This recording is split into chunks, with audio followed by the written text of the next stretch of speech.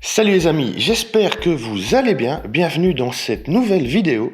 Aujourd'hui, nous allons voir comment on va pouvoir réaliser un portrait qui va tirer sur le Aiki avec un setup qui, avec juste une petite modification, va pouvoir vous servir pour faire des portraits de votre modèle qui est soit au sol, soit debout. Pour ce faire, nous allons utiliser trois sources de lumière, deux qui vont juste nous servir à avoir un beau fond blanc, et la source principale de notre setup qui va, lui, elle, éclairer notre modèle. Notre modèle en question, c'est beau, vous l'avez déjà vu lors de vidéos précédentes. Je vous invite à la suivre et à la retrouver sur ces réseaux, dont vous trouverez l'adresse juste en dessous de cette vidéo.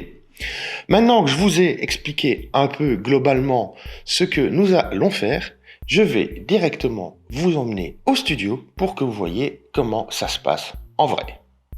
Nous voici donc dans mon studio. Comme je vous l'ai expliqué, il s'agit d'un setup avec trois sources de lumière. Nous avons une source principale qui est mon grand réflecteur parabolique que vous voyez sur la gauche et deux sources secondaires qui servent juste à obtenir un fond blanc. Les deux sources secondaires, ce sont les deux petits parapluies que vous voyez. Alors à droite, vous le voyez très bien, à gauche, il est un peu caché par le réflecteur. Ce sont deux petits parapluies à l'intérieur argenté qui sont orientés sur le fond afin d'obtenir un fond blanc.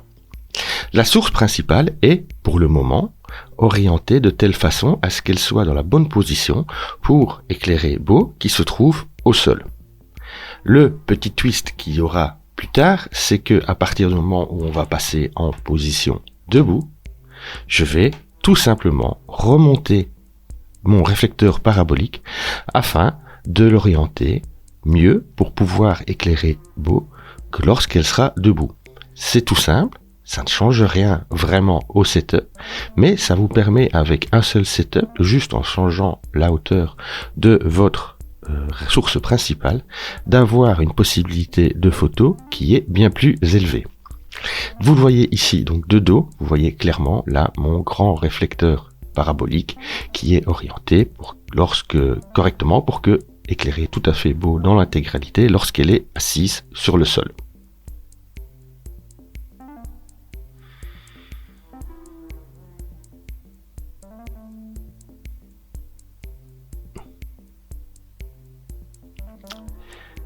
Et là, comme je vous le disais, vous voyez, il suffit tout simplement de remonter votre source principale. Alors, elle est placée, d'un point de vue pratique, plus ou moins à 45 degrés de mon modèle et orientée, comme vous voyez, aussi plus ou moins à 45 degrés. Ce qui va me permettre d'avoir, au lieu d'avoir une lumière qui va être bien uniforme sur elle, d'avoir sur le côté droit de l'image, donc son côté gauche à elle, un petit dégradé qui va donner plus de volume et de tridimensionnalité à ma photo et qui va donner un aspect plus intéressant au niveau de l'éclairage. Ensuite, comme vous pouvez le voir, on va tout simplement avec votre position, vous allez pouvoir cadrer votre modèle de façon à obtenir la compo qui vous plaît. Alors moi, je me déplace dans le studio parce que j'utilise une focale fixe. En l'occurrence, ici, il s'agit d'un 105 mm de Art 1.4 de chez Sigma. Mais si vous faites ça avec un zoom, par exemple un 70-200, vous n'avez pas besoin de bouger. Il suffit de zoomer plus ou moins pour avoir la composition que vous désirez. L'avantage en utilisant un grand réflecteur parabolique comme celui-là, c'est qu'on a une lumière qui est uniforme sur toute la longueur de notre cadrage. Maintenant, je sais que tout le monde n'a pas ce genre de grand réflecteur. C'est pas grave. Vous pouvez le remplacer par un autre réflecteur qui peut être par exemple une grande softbox ou une grande octobox, pardon.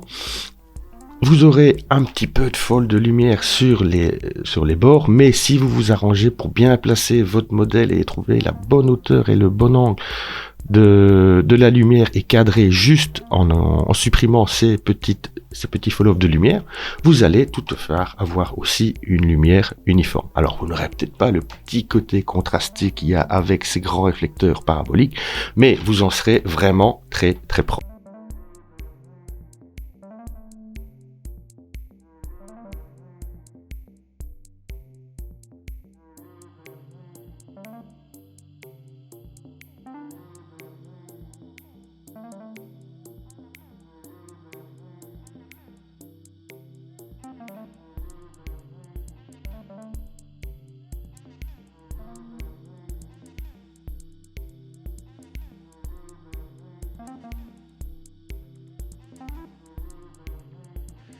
Voilà, comme vous avez pu le voir, ce n'est pas hyper sorcier, c'est assez simple. Alors oui, ok, tout le monde n'a pas un grand réflecteur parabolique comme j'ai.